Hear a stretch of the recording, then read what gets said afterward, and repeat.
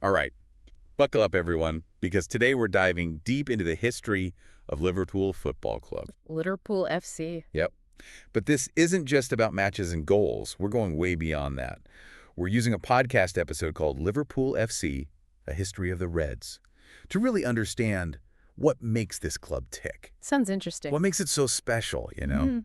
Get ready for a wild ride because their story is full of incredible highs and some really heartbreaking lows. Yeah, I've heard bits and pieces over the years. Definitely a club with a lot of history. Absolutely. And one of the things that always stands out is how deeply connected Liverpool FC is to the city itself. Right. You always hear about that. It's like it's woven into the very fabric of the community. More than just a team, yeah. Way more. Okay, so let's rewind all the way back to 1892. Picture this. Everton FC and the owner of Anfield, a guy named John Holding, have a big falling out. Oh. Yeah, major disagreement. And because of this whole dispute, Everton decides to pack up and leave Anfield. Wow. Mhm. So what happens next? Well, Holding is left with this empty stadium. So what does he do? He goes and forms his own team. No way. Seriously. Seriously, that's how Liverpool FC is born. It's almost like a scene straight out of a movie. Crazy, right? That's wild. Talk about a bold move. Talk about... So now we have this brand new club in 1892, Liverpool FC. What do you think happens next? Well, I guess it took them a while to really get going. New team, finding their groove. You'd think so, right? But not Liverpool. They jump straight into the action. Yeah. And just 9 years later, boom, they win their first English First Division title. 1901. No kidding. That's impressive. Super impressive. But hold on, because their story gets even more interesting. Fast forward to 1959, a guy named Bill Shankly steps onto the scene as their manager.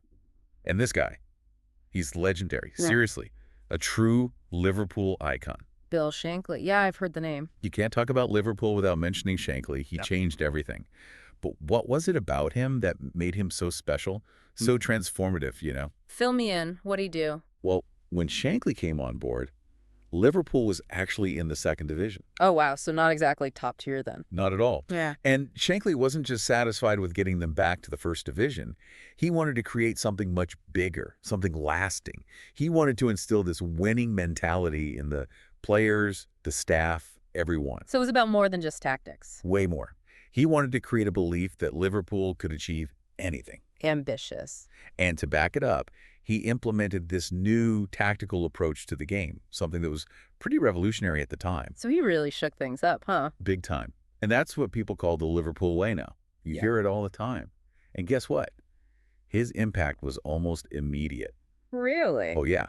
Under Shankly, Liverpool won the FA Cup for the first time in 1965, and they snagged 3 league titles along the way. Sounds like he really got the ball rolling. He did. But it's not just the trophies. It's the spirit, that unshakable belief that he instilled in the club. And that's what makes him a legend. It carried on long after he left. I see. So he left a real legacy. A huge one. And then came Bob Paisley. He took over after Shankly. And, well, he basically took everything to a whole new level. What, even better than Shankly? Honestly, it's hard to compare, but Paisley's achievements, they're mind-blowing. He took Shankly's foundation and just built on it in an incredible way. He had this tactical genius, a real knack for getting the best out of his players. And between 1976 and 1983, get this, Liverpool won six league titles and 3 European Cups under Paisley. 3 European Cups. 3. That's a level of dominance that you just don't see very often in football, an absolute golden age. Wow. So from second division to dominating Europe, it's a pretty incredible story so far. It is. But remember, I mentioned those heartbreaking lows. Right, at the beginning. The 1980s were full of triumph, with players like Kenny Dalglish and Ian Rush becoming absolute icons. But this decade also saw the tragedies of Heysel and Hillsborough.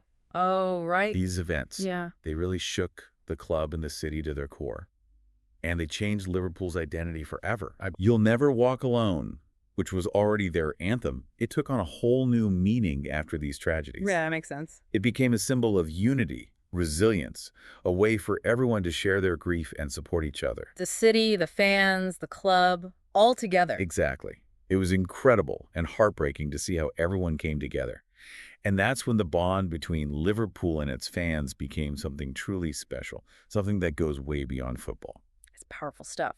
And then in 1992, we have the birth of the Premier League, a whole new chapter in English football. Huge changes, right? So how did Liverpool adapt to this new era? Well, it wasn't easy. The Premier League brought a whole different set of challenges. Like what? Well, for one, the financial landscape changed dramatically.